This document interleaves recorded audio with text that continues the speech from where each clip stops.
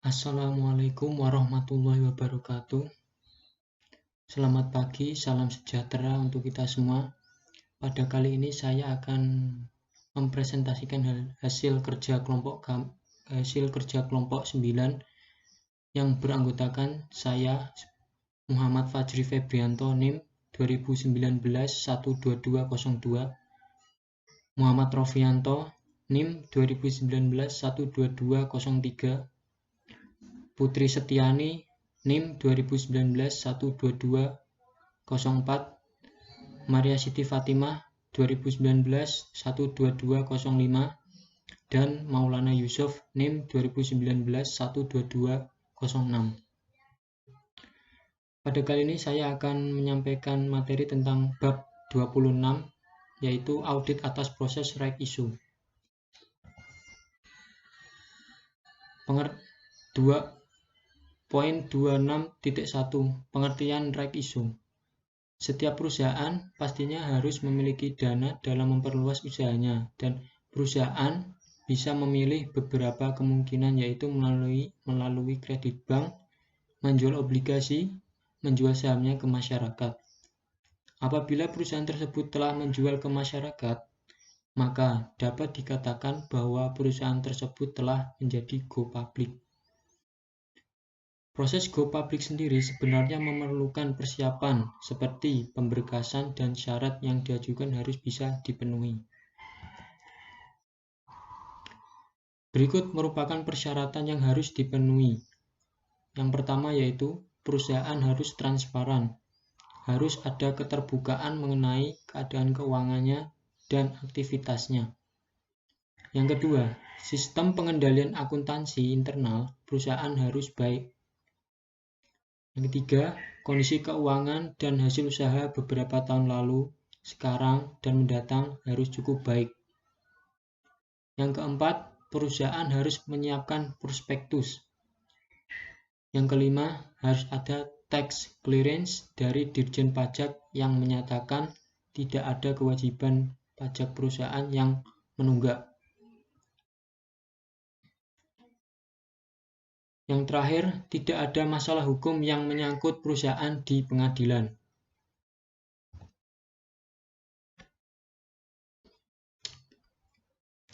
Kemudian, biaya yang harus dikeluarkan oleh si calon emiten yang cukup besar, maka harus membutuhkan jasa dari lembaga pendukung seperti berikut ini.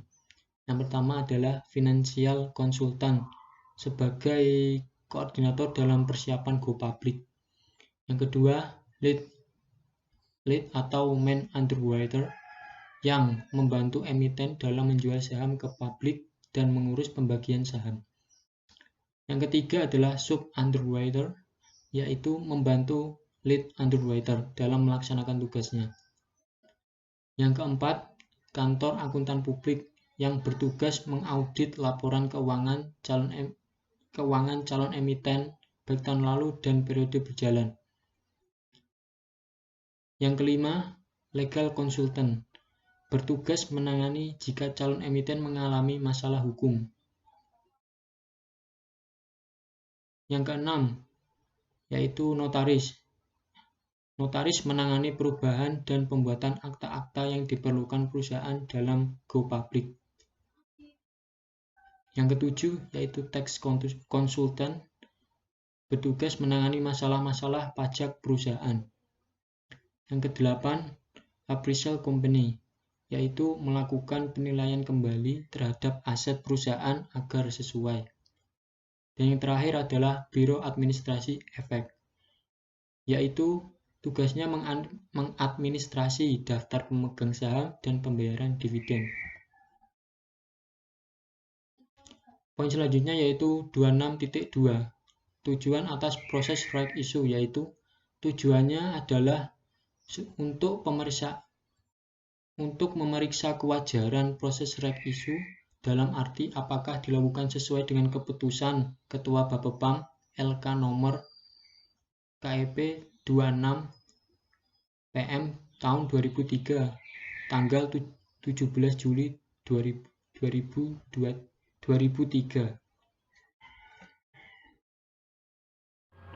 26.3 peraturan-peraturan BPOM LK yang menyangkut proses rektis. Ketua BPOM LK telah mengeluarkan beberapa surat keputusan yang berkaitan dengan hak memesan efek terlebih dahulu, antara lain, yaitu 1. Keputusan Ketua BPOM LK nomor KEP-26-PM-2003 tentang hak memesan efek terlebih dahulu, dan lampirannya berupa peraturan nomor IX.D.1, yaitu tentang hak memesan efek terlebih dahulu. 2. Keputusan Ketua BPOM LK nomor KIP-08-PM-2000 tentang pedoman mengenai bentuk dan isi pernyataan pendaftaran dalam rangka penerbitan hak memesan efek terlebih dahulu, dan lampirannya berupa peraturan nomor IX.D.2, yaitu tentang pedoman mengenai bentuk dan isi pernyataan pendaftaran dalam rangka penerbitan hak memesan efek terlebih dahulu. 3. Keputusan Ketua BPOM LK nomor KIP-09-PM-2000 tentang pedoman mengenai bentuk dan isi prospektus dalam rangka penerbitan hak memesan efek terlebih dahulu, dan lampirannya berupa peraturan nomor IX.D.3, yaitu pedoman mengenai bentuk dan isi prospektus dalam rangka penerbitan hak memesan efek terlebih dahulu, di mana para pemegang saham menerima efek yang sama dan terdapat penambahan modal di store kurang dari 35%. Dan peraturan nomor IX.D.4, yaitu pedoman mengenai bentuk dan isi prospektus dalam rangka penerbitan hak memesan terlebih dahulu, di mana para pemegang saham menerima efek yang tidak sama atau terdapat penambahan modal di store 35% atau lebih. 26.4. Audit prosedur atas proses reg issue. Audit prosedur tersebut antara lain sebagai berikut. 1. Meminta fotokopi pernyataan pendaftaran dan memeriksa apakah pernyataan pendaftaran tersebut sesuai dengan peraturan nomor IX.D.2. 2. Meminta fotokopi prospektus atau iklan prospektus tersebut dan memeriksa apakah bentuk dan isi prospektus sesuai dengan peraturan nomor IX.D.3 atau IX.D.4. 3. Meminta akte notaris yang berhubungan dengan reg issue. 4. Membandingkan laporan hasil penjataan saham dengan daftar hasil penjataan saham yang diterbitkan oleh Biro Administrasi Efek yang mengelola administrasi saham perusahaan. 5. Membandingkan hak untuk memesan terlebih dahulu yang dimiliki oleh para pemegang saham perusahaan dengan keputusan rapat umum luar biasa para pemegang saham. 6. Memeriksa formulir konfirmasi penjataan saham mengenai jumlah saham yang dipesan oleh para pemegang saham perusahaan dan jumlah seharusnya menjadi hak mereka. 7. Memeriksa formulir konfirmasi penjataan untuk mengetahui kesesuaian hasil penjataan dengan keputusan rapat umum luar biasa para pemegang saham. 8. Meminta rekening koran atau daftar pembayaran atas saham yang dibeli oleh para pemegang saham. Mengirim surat konfirmasi kepada pemegang saham utama perusahaan bahwa sisa saham yang tidak diambil oleh pemegang hak atau pemegang saham lama akan dibeli oleh pemegang saham utama. 26.5. Contoh laporan audit atas proses reg issue. Laporan audit atas proses reg issue terdiri atas berikut. 1. Pernyataan akuntan. 2. Laporan hasil penjataan saham. 3. Daftar hasil penjataan saham yang terdiri dari A. Masyarakat Perorangan Indonesia, B. Lembaga atau Badan Usaha Indonesia, C. Dana reksa, D. Perorangan asing, E. Lembaga asing. Dan yang keempat, akta notaris perjanjian pengalokasian sisa saham. Bab 27. Jasa-jasa selain audit yang bisa diberikan kantor akuntan publik.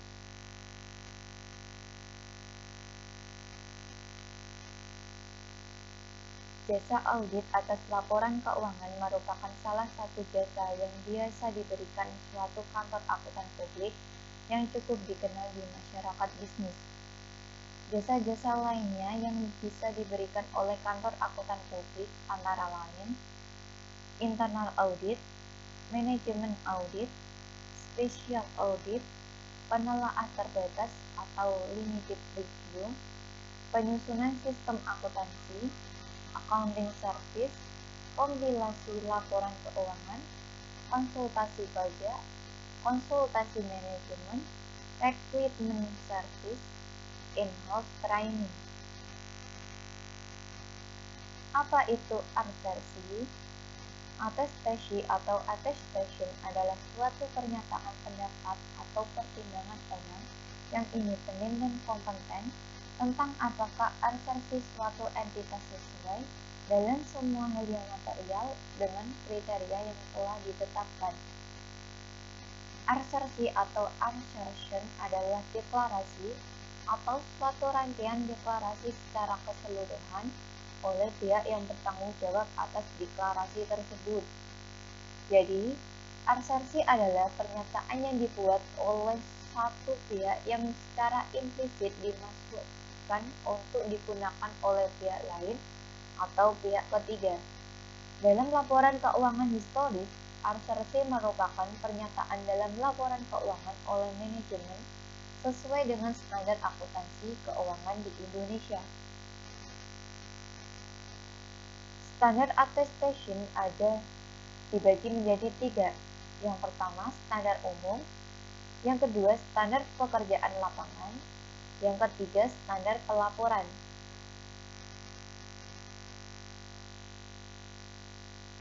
Standar umum. Ketentuan-ketentuan standar umum adalah sebagai berikut. Yang pertama, penugasan harus dilaksanakan oleh seorang praktisi atau lebih yang memiliki keahlian dan pelatihan teknis cukup dalam fungsi atestasi. Yang kedua, penugasan harus dilaksanakan oleh seorang praktisi atau lebih yang memiliki pengetahuan cukup dalam bidang yang bersangkutan dengan assersi. Yang ketiga, praktisi harus melakukan penugasan hanya jika ia memiliki alasan untuk meyakinkan dirinya. Yang keempat, dalam semua hal yang bersangkutan dengan perikatan, sikap mental yang independen harus dipertahankan oleh praktisi. Yang kelima, kecermatan dan keseksamaan meletakkan tanggung jawab di pundak praktisi yang terlibat dalam perikatan untuk mengamati setiap standar atestasi. Standar pekerjaan lapangan. Ketentuan-ketentuan standar pekerjaan lapangan adalah sebagai berikut.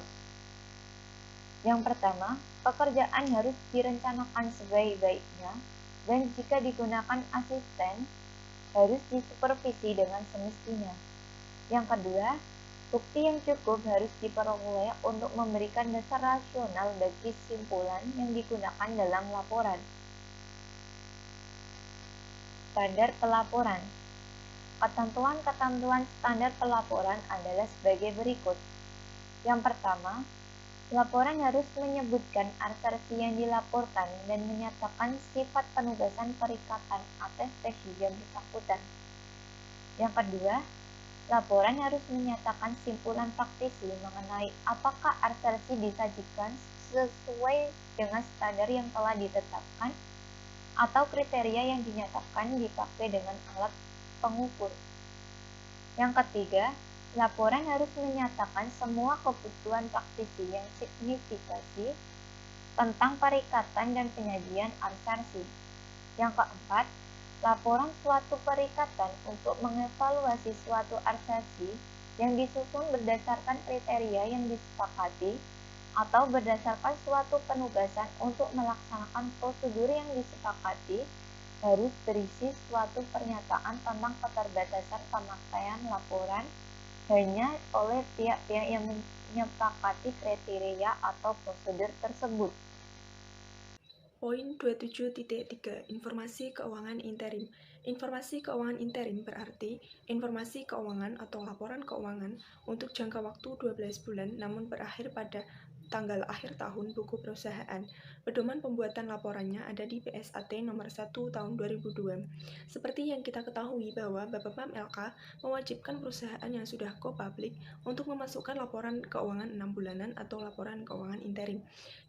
Yang laporan ini diaudit oleh akuntan publik, bisa direview terbatas oleh akuntan publik, atau tidak diaudit atau direview sama sekali oleh akuntan publik. Laporan tersebut juga harus diumumkan dalam 2 buah surat kabar. Tujuan review informasi keuangan interim adalah untuk memberikan dasar bagi akuntan publik dalam melaporkan apakah perlu dilakukan modifikasi material atas informasi tersebut agar sesuai dengan prinsip akuntansi yang berlaku umum di Indonesia. Prosedur yang harus diterapkan oleh akuntan publik umumnya meliputi berikut ini. A. Meminta keterangan mengenai pengendalian intern dan perubahan signifikan dalam pengendalian intern. B. Menerapkan prosedur analitis atas informasi keuangan interim untuk mengidentifikasikan dan memberikan dasar untuk mengajukan pertanyaan tentang hubungan dan pos individual yang tampak luar biasa. C. Membaca notulen rapat pemegang saham, Dewan Komisaris, dan komite-komite yang dibentuk oleh Dewan Komisaris untuk mengidentifikasikan tindakan yang dapat mempengaruhi informasi keuangan interim. D. Membaca informasi keuangan interim untuk mempertimbangkan berdasarkan informasi yang diperoleh akuntan, apakah informasi yang dilaporkan sesuai dengan prinsip akuntansi yang berlaku umum di Indonesia. E. Menanyakan kepada pejabat perusahaan yang bertanggung jawab atas masalah keuangan dan akuntansi. Laporan keuangan yang melampiri informasi keuangan interim yang telah direview harus mencakup berikut ini. 1. Judul yang berisi frasa laporan akuntan independen. 2. Identifikasi informasi keuangan interim yang direview. 3. Suatu pernyataan bahwa informasi keuangan adalah tanggung jawab manajemen perusahaan. 4. Pernyataan bahwa review atas informasi keuangan interim dilakukan berdasarkan standar yang ditetapkan oleh IAPI. 5. Uraian mengenai prosedur review atas informasi keuangan interim yang dilakukan. 6. Suatu pernyataan bahwa review atas informasi keuangan interim dilakukan dengan luas yang jauh lebih sempit dibandingkan dengan audit berdasarkan standar auditing yang bertujuan untuk memberikan pendapat atas laporan keuangan secara keseluruhan. 7. Suatu pernyataan apakah akuntan menemukan indikasi perlunya modifikasi material yang harus dilakukan agar informasi keuangan interim sesuai dengan standar akuntansi keuangan di Indonesia. 8. Tanda tangan akuntan, nama, dan nomor register negara akuntan. 9. Tanggal laporan review berdasarkan tanggal selesainya review. Poin 27.4 Standar jasa akuntansi dan review. PSAR nomor 1 merupakan pedoman bagi akuntan mengenai standar dan prosedur yang digunakan untuk penugasan kompilasi dan review atas laporan keuangan suatu usaha non-publik. PSAR tersebut telah diupdate dalam SPAP tahun 2011. PSAR nomor 1 mendefinisikan kompilasi laporan keuangan dan review atas laporan keuangan sebagai berikut. Kompilasi laporan keuangan yaitu penyajian dalam bentuk laporan keuangan informasi yang merupakan pernyataan manajemen atau pemilik tanpa usaha untuk memberikan pernyataan suatu keyakinan apapun terhadap laporan tersebut. Review atas laporan keuangan adalah pelaksanaan prosedur permintaan keterangan dan analisis yang menghasilkan dasar memadai bagi akuntan untuk memberikan keyakinan terbatas bahwa tidak terdapat modifikasi material yang dilakukan atas laporan keuangan agar laporan tersebut sesuai dengan standar akuntansi keuangan di Indonesia atau sesuai dengan basis akuntansi komprehensif yang lain. Dalam melakukan kompilasi laporan keuangan, akuntan harus memahami secara garis besar sifat transaksi entitas tersebut, bentuk catatan akuntansinya, kualifikasi para petugas pembukuannya, basis akuntansi yang digunakan untuk penyajian laporan keuangan, serta bentuk dan isi laporan keuangan. Laporan keuangan yang dikompilasi tanpa audit atau direview oleh akuntan harus disertai dengan suatu laporan yang menyatakan bahwa 1. Kompilasi telah dilakukan sesuai dengan standar jasa akuntansi dan review. 2. Kompilasi terbatas pada penyajian informasi dalam bentuk laporan keuangan yang merupakan representasi manajemen atau pemilik. 3. Laporan keuangan tidak diaudit atau direview, dan dengan demikian, akuntan tidak menyatakan pendapat atau bentuk keyakinan dalam lain apapun. Laporan keuangan yang direview oleh akuntan harus disertai dengan laporan akuntan yang menyatakan bahwa review dilaksanakan sesuai dengan standar jasa akuntansi dan review yang ditetapkan Institut Akuntan Publik Indonesia. Semua informasi yang dimasukkan dalam laporan keuangan adalah penyajian manajemen atau pemilik entitas tersebut. Review terutama mencakup permintaan keterangan kepada para pejabat penting perusahaan dan prosedur analitis yang ditetapkan terhadap data keuangan. Lingkup review jauh lebih sempit dibandingkan dengan lingkup audit yang tujuannya untuk menyatakan pendapat atas laporan keuangan secara keseluruhan. Dengan demikian, tidak dinyatakan pendapat semacam itu dalam suatu review. Akuntan tidak mengetahui adanya suatu modifikasi material yang harus dilakukan atas laporan keuangan agar laporan tersebut sesuai dengan standar akuntansi keuangan di Indonesia. Perkembangan baru. IAPI telah mengeluarkan Standar Perikatan Review SPR 2014 tentang perikatan untuk review atas laporan keuangan. Uang berlaku efektif untuk review atas laporan keuangan untuk periode yang dimulai pada atau setelah tanggal 1 Januari 2012 dan 1 Januari 2014 untuk entitas lain emitmen. Tujuan Standar Perikatan Review atau SPR ini adalah untuk menetapkan standar dan menyediakan panduan tentang tanggung jawab profesional praktisi ketika seorang praktisi yang bukan merupakan editor suatu entitas melaksanakan suatu perikatan untuk review laporan keuangan dan tentang bentuk dan isi laporan yang diterbitkan oleh praktisi tersebut dalam kaitan dengan review tersebut. Tujuan suatu review atas laporan keuangan adalah untuk memungkinkan seseorang praktisi menyatakan masalah atas dasar prosedur yang tidak menyediakan semua bukti sebagaimana disyaratkan dalam suatu audit terdalam hal-hal yang menjadi perhatian praktisi yang menyebabkan praktisi yakin bahwa laporan keuangan tersebut tidak disajikan dalam semua hal yang material sesuai dengan kerangka pelaporan keuangan yang berlaku. Praktisi harus mematuhi kode etik yang ditetapkan oleh Institusi Akuntan Publik Indonesia. Prinsip etika yang mengatur tanggung jawab profesional praktisi adalah A. Independensi, B. Integritas, C. Objektivitas, D. Kompetensi dan kecermatan profesional, E. Kerahasiaan, F. Perilaku profesional, G. Standar teknis. Praktisi harus merencanakan dan melaksanakan review dengan suatu sikap skeptisisme profesional dan menyadari bahwa mungkin terdapat kondisi yang menyebabkan laporan keuangan mengandung kesalahan penyajian material. Untuk tujuan menyatakan keyakinan betul negatif dalam laporan review, praktisi harus memperoleh bukti yang cukup dan tepat terutama melalui permintaan keterangan dan prosedur analisis agar dapat menarik kesimpulan. Suatu perikatan review memberikan tingkat keyakinan moderat bahwa informasi dan review adalah bebas dari kesalahan penyajian material. Hal ini dinyatakan dalam keyakinan dalam bentuk negatif. Praktisi dan klien harus menepati persyaratan dalam perikatan. Persyaratan yang telah disepakati akan dicatat dalam suatu persyarat, perikatan atau bentuk lain yang cocok seperti sebuah kontrak. Hal-hal yang akan dicantumkan dalam surat perikatan mencakup tujuan jasa yang akan dilaksanakan, tanggung jawab manajemen atas laporan keuangan, ruang lingkup review termasuk pengajuan SPR ini, akses tidak terbatas ke catatan, dokumentasi, dan informasi lain yang diterima berkaitan dengan review. Suatu contoh laporan keuangan yang diharapkan akan diserahkan. Fakta bahwa perikatan tidak dapat diandalkan untuk mengungkapkan kesalahan, tindakan melanggar hukum, atau ketidakberesan lain. Pernyataan bahwa suatu audit tidak dilaksanakan dan bahwa opini audit tidak akan dinyatakan. Untuk menekankan bukti ini dan untuk menghindari kebingungan, praktisi juga dapat mempertimbangkan untuk membuat pernyataan bahwa suatu perikatan review tidak akan memenuhi ketentuan statutori atau pihak ketiga atau suatu audit. Contoh surat perikatan untuk suatu review atas laporan keuangan. Prosedur untuk mereview laporan keuangan umumnya mencakup hal sebagai berikut. Memperoleh suatu pemahaman tentang bisnis, entitas, dan industri yang di dalamnya entitas beroperasi. Meminta keterangan tentang prinsip dan praktik akuntansi entitas. Meminta keterangan tentang prosedur entitas untuk mencatat, menggolongkan, dan meringkas transaksi.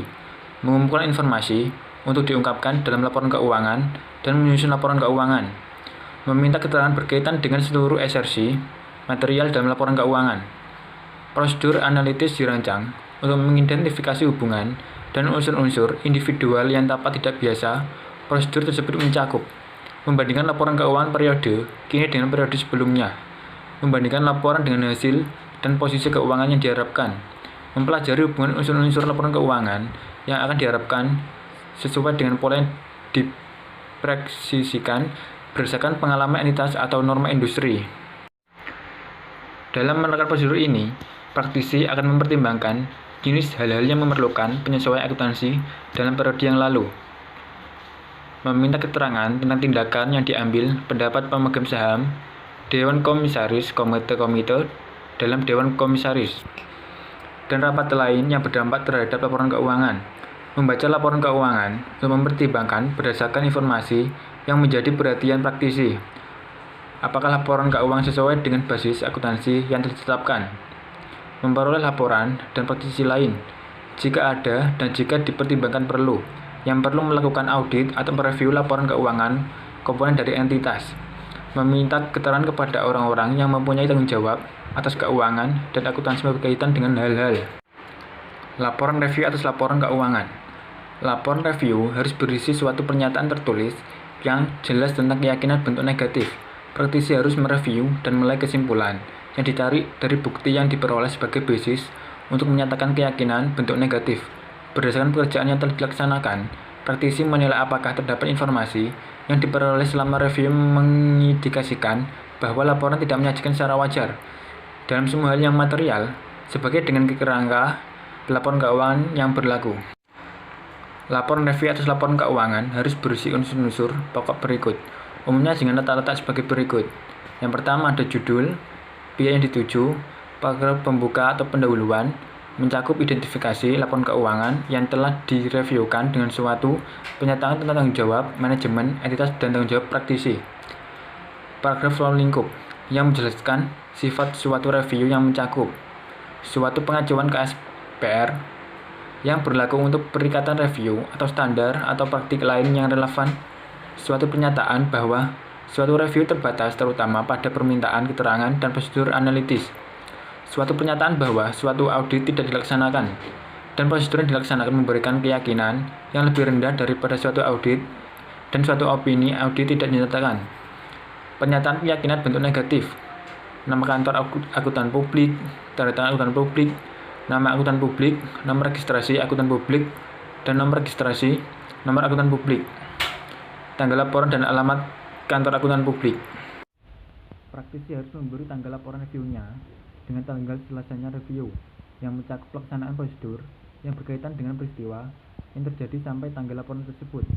Namun, oleh karena tanggung jawab praktisi adalah melaporkan atas laporan keuangan yang disusun dan disajikan oleh manajemen, praktisi tidak boleh memberi tanggal laporan reviewnya lebih awal dari tanggal laporan keuangan yang disahkan oleh manajemen. Permintaan keterangan dan prosedur review analitis yang dilaksanakan dalam suatu review atas laporan keuangan ditentukan berdasarkan pertimbangan praktisi. Prosedur yang dicantumkan di bawah ini semata-mata untuk tujuan ilustrasi saja. Hal ini tidak dimaksudkan bahwa semua prosedur yang dicantumkan tersebut berlaku untuk setiap pendekatan review. Lampiran ini tidak dimaksudkan untuk digunakan sebagai suatu program atau checklist dalam melaksanakan suatu review.